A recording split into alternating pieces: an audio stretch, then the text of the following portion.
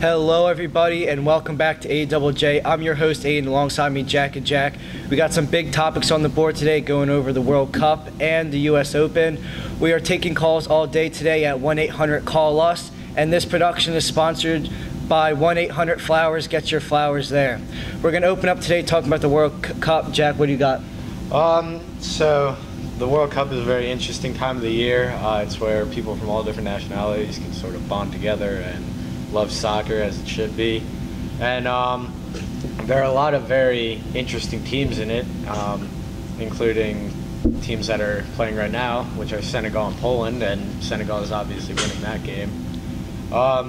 But yes, there are the fan favorites like Croatia and them, but they're not going to be making deep runs. I think that this tournament's going to be all about Germany. They're clearly the best side. They're very efficient in the way that they attack, and I think it's going to be Germany. Jack? So I think, like you said, Germany is obviously a heavy favorite, but after losing to Mexico 1-0, I don't think I can really trust them to win the tournament. I'm looking at a team like Belgium.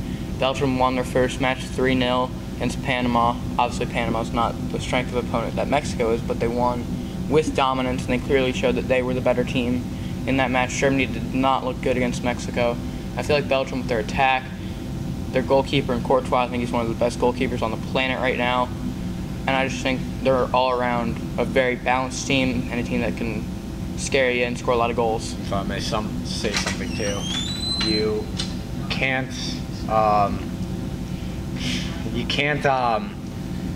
not rule out the Germans, especially in this competition with such a good squad. I mean, they've got arguably the best goalie in the world in Manuel Neuer. Yes, he's been out for about a year. Their defense is insane, but that's one thing that killed them against Mexico, is they just got caught up on the counterattack. But they pass the ball better than any team in the World Cup, and they're gonna just pass the ball all the way to the final. I'm going to have to go with, honestly, I'm sorry for interrupting you, but with the big veteran team, Spain. I mean, when you think of soccer, a lot of people go into your Hispanic countries, and Spain's the one thing that really pops out to me. They're a very well-built team, they're full of veterans, and there's no doubt in my mind that they can't take it all the way. Spain's a very good team. I think they're really balanced. They got some good veterans, and like David Silva, but then you also got some young players like Asensio, who's a very good player. Looks like we got a caller now. I think we got Eden from Belgium making a special guest appearance. Eden, what you got? What's one team you guys think can make a deep run that nobody's talking about? You know, everybody knows Spain, Germany, Brazil, the big boys, but what's one team you think that maybe is flying under the radar? Well, there could be a lot of different teams that could be flying under the radar. Nigeria could certainly still get out of their group. Argentina looks very weak this year. They also have another game against Iceland. Iceland could very well get out of that group.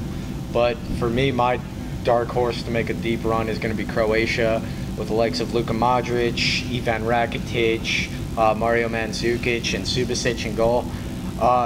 They're a very well-balanced team with Vida and Lovren in the defense. And then they have an incredible attack where even on their bench with Kolazovic, I believe his name is, who can come up on the bench and score loads of goals for them.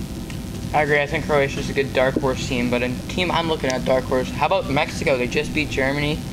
Not many people were talking about them before the tournament, but you got the likes of Chicharito, who's a great striker.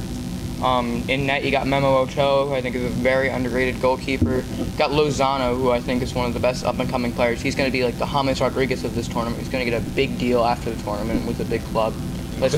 Including Marquez, who's making his fifth World Cup appearance. Marquez is incredible. I just think Mexico could make a run.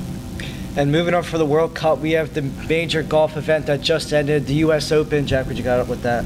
Well, it was hosted at Shinnecock this year, and Shinnecock is a very beautiful golf course, but I feel like they lost control of the golf course in the way that they were maintaining it.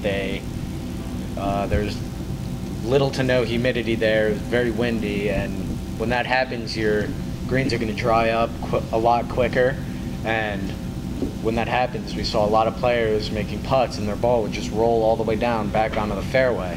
And yes, for the second round, I feel like they did a lot better job watering it down, making it slower, making it easier to play on, and that's where you saw people actually getting up below par for the day. I mean, you had Phil Mickelson, who was at 17 up, but yes, he had that debacle on, I think it was 12, but...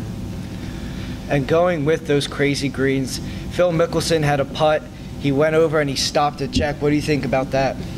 I mean, every golfer tries to bend the rules a little bit, even I do sometimes, but I think in your biggest stage in golf, you're going to get noticed, and I think it's something you can't be doing, especially in this type of situation. And he obviously got caught, and he was justified with a 2-stroke penalty. Not that he was in contention at that point, but I still feel like. And to finish it off, Brooks Koepka, back-to-back U.S. Open wins. He won his second major in a row, and he finished at 1 over par, which is a very high score for a major event. And that's all the time we have today. This was AJJ. I'm your host, Aiden, alongside Jack and Jack. Thank you for listening.